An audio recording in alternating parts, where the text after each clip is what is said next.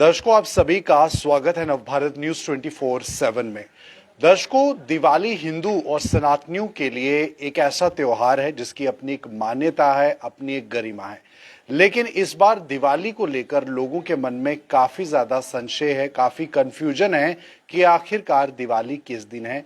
आप अलग अलग मीडिया चैनल्स के माध्यम से इस खबर को लेकर जानकारी भी ले रहे होंगे, लेकिन आज विशेष तौर पर नवभारत के व्यूवर्स के लिए हम पहुंचे हैं बख्शीनगर जम्मू गीता भवन मंदिर में, और यहाँ पर हमारे साथ सीनियर पुजारी जी भी मौजूद हैं जो हमसे बातचीत करेंगे, जो हमें बताएंगे कि आखिरकार दिवाली लक्ष्मी पूजन मनाने का सही समय क्या है और सही दिन क्या है, और जो कंफ्यूजन है उसके बारे में भी थोड़ा सा ये दर्शकों को क्लियर करेंगे।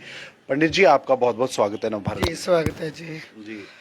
सबसे पहले जम्मू कश्मीर के लोगों को और सनातन प्रेमियों को मेरी तरफ से दीपावली पर बहुत बहुत शुभकामनाएं जी। मैं आपका भी जहां स्वागत करता हूं इस गीता मंदिर के अंदर, जो आप अपना समय निकाल करके जहां आए हैं जी। तो सबसे जो आपने एक बड़ा सुंदर प्रश्न जो किया दीपावली के बारे में कि किस प्रकार से मनाना चाहिए और कब जे है, तो हम ये बताएंगे कि इसका जो शास्त्रकारों ने जो निर्णय किया है, वो जो पंचांग जो आप देख रहे हैं, ये पंचांग है हमारे पास।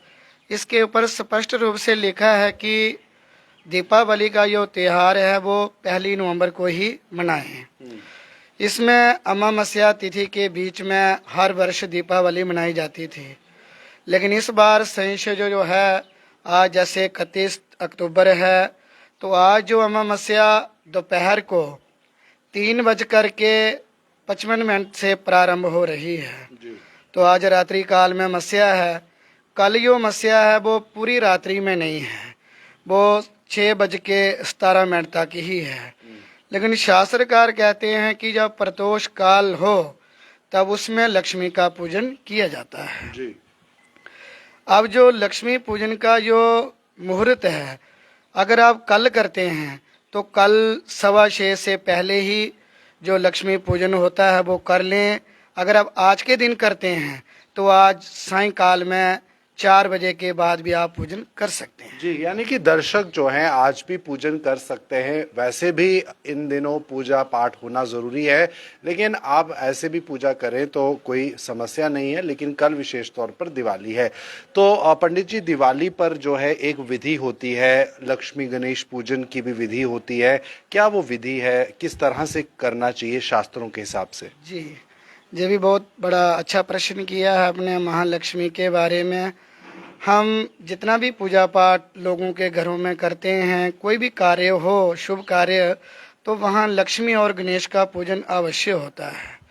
विशेषकर जो दीपावली के दिन महालक्ष्मी का पूजन होता है, जिसमें हमारे जो पुराने बुजुर्ग हैं और नई पीढ़ी जो हैं, इनको भी तो मालूम है, इसमें चांदी के सिक्के होते हैं। पुराने बुजुर्गों ने रखे होते थे, आज भी लोगों ने घरों में रखे हैं। तो उनको पंचामृत से स्नान करवाते हैं। अब के जो भक्त लोग हैं उनको पंचामृत का इतना मालूम नहीं होगा पंचामृत क्या चीज़ होती है, जिसमें हम दूध लेते हैं, दही लेते हैं, शहद लेते हैं, घी लेते हैं, शक्कर इत्यादि लेते हैं, उनको मिला करके पंचामृत बनता है।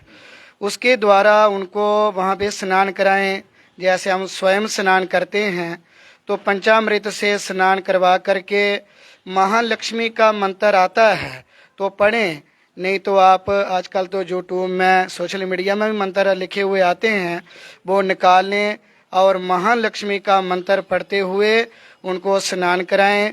स्नान कराने के बाद कोई साफ वस्त्र लेकर के उनके ऊपर रखें, तिलक इत्यादि करें और चावल फूल इत्यादि गंधाक्षत बोलते हैं उनको वो चढ़ाएं और धूप ज्योत इत्यादि जलाई होती है। नमस्कार करें महालक्ष्मी को, प्रार्थना करें कि महालक्ष्मी जो माता होती है, इनके 3 प्रकार के रूप होते हैं। एक तो सबसे पहला जो रूप है वो हमारी माता है, जो विष्णु जी की पत्नी है। दूसरा रूप जो हमारे घर में, जैसे किसी की बधू है, किसी की धर्म पत्नी होती है, उसको भी लक्ष्मी का रूप दिया जाता है। तीसरा जो उनका रूप होता है वो रुपया पैसा जो होता है, उसमें भी इनको लक्ष्मी का ही रूप दिया जाता है। तो इस प्रकार से माँ से प्रार्थना करें कि माँ भगवती हमारे घर में रुपया पैसे की कमी ना हो, हमारे घर में बुद्धि की कोई कमी ना हो, अच्छी बुद्धि हो, और हमारे घर में जो हमारी धर्म पत्नियां जो गृहस्थी है इसमें सुख शांति हो। पंडित जी, खाने पीने का, भगवान को भोग लगाने का क्या कुछ रहता है? किस तरह के पकवान या मिठाइयाँ जो है माँ लक्ष्मी जी को पसंद है? जी, ये भी बड़ा बहुत अच्छा प्रश्न है आपका। देखो, भगवान को जो लिखा गया वो मिष्ठान ही लिखा है। मिष्ठान के अंदर माँ भगवती जो लक्ष्मी का जो विशेष भोग है उसके लिए आप, वैसे तो शास्त्रकारों की जो बात है, जो धर्म की बात है, तो वहाँ हलवा ही लिखा है। हम शास्त्र की बात कर रहे हैं तो हलवा ही लिखा है कि माँ भगवती को या किसी भगवान को भोग लगाना हो तो हलवे का लगाएं।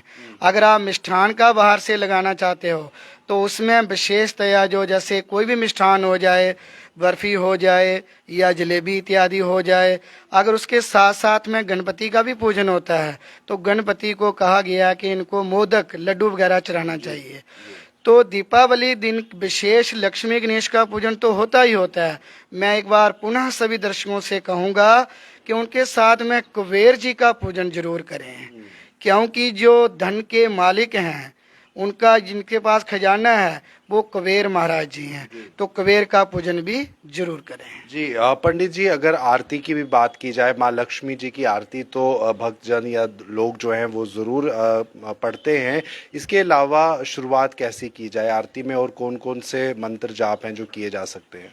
जी, अब हमारे जो होते हैं बेसिकल वैदिक मंत्र होते हैं। वैदिक मंत्र तो सारे दर्शक नहीं जानते होंगे, लेकिन अगर छोटा सा मैं मंत्र बताऊंगा जिसमें विष्णु और लक्ष्मी दोनों आएंगे, तो मैं दर्शकों से कहूंगा कि जब भी आप लक्ष्मी पूजन करें सबसे पहले प्रार्थना करें। ये मंत्र है कि महालक्ष्मी च विद्महे विष्णु पत्नी च धीमहि तन्नो लक्ष्मी ही प्रचोदयात्। ये महालक्ष्मी का एक मंत्र है। गणेश का तो सबको आता है, अगर नहीं आता है तो ओम श्री गणेशाय नमः या ओम गंग गणपते नमः, इस मंत्र को भी उच्चारण कर सकते हैं। और कुबेर जी को पुनः, ऐसे वैदिक मंत्र तो बहुत लंबा हो जाएगा, लेकिन आप पुनः कुबेर जी का नाम लेकर के ही कुबेर महाराज कह भी सकते हैं या कुबेराय नमः भी कह सकते हैं। ये कह करके आप अपने घर में पूजन करें और बड़ा विधि बोध से परिवार को मिला करके आप ये पूजन करें। ये त्योहार जो है सभी परिवारों का एक मिलन है। किसी का, अगर किसी के मन में किसी के प्रति कोई ऐसा शंका हो, किसी के साथ कोई बोल चाल बंद हो, तो हम ये चाहते हैं कि इस त्योहार को इतना प्रेम से मनाएं कि जो भी अपने गिले शिकवे होते हैं उनको भूल करके परिवार के बीच में बैठ करके उस त्योहार को मनाएं। बिल्कुल। पंडित जी, एक आखिरी सवाल भी है, क्योंकि कई सारे लोग तो दिवाली मनाएंगे, लेकिन ऐसे भी कुछ घर हैं जो किसी कारणवश दिवाली का पर्व नहीं मना सकते, लेकिन प्रभु की स्तुति करने में कोई रोक तो नहीं, तो ऐसे में वो लोग किस तरह से दिवाली मनाएं? जी, देखिए, ऐसा शास्त्रकारों ने लिखा है।